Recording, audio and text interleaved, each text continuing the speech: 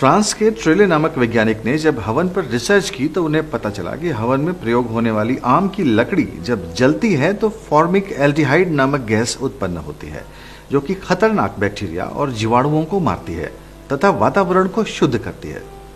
इस रिसर्च के बाद ही वैज्ञानिकों को इस गैस और इसे बनाने के तरीके का पता चला। गुड़ को जलाने पर भी यही गैस उत्पन्न होती है। टोटिक नामक वैज्ञानिक ने हवन पर की गई अपनी रिसर्च में यह पाया कि यदि आधे घंटे हवन में बैठा जाए अथवा हवन के धुएं से शरीर का संपर्क हो तो टाइफाइड जैसे खतरनाक रोग फैलाने वाले जीवाणु भी मर जाते हैं और शरीर शुद्ध हो जाता है।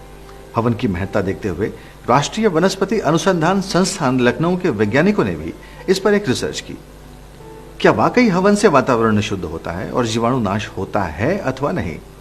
उन्होंने ग्रंथों में वर्णित हवन सामग्री जुटाई और जलाने पर पाया कि ये विषाणु नाश करती है।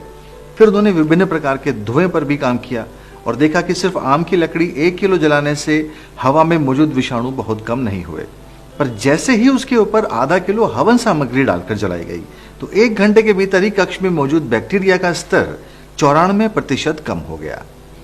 यही नहीं, उन्होंने आगे भी कक्ष की हवा में मौजूद जीवाणुओं का परीक्षण किया और पाया कि कक्ष के दरवाजे खोले जाने और सारा धुआं बाहर निकल जाने के 24 घंटे बाद भी जीवाणुओं का स्तर सामान्य से 96% कम था।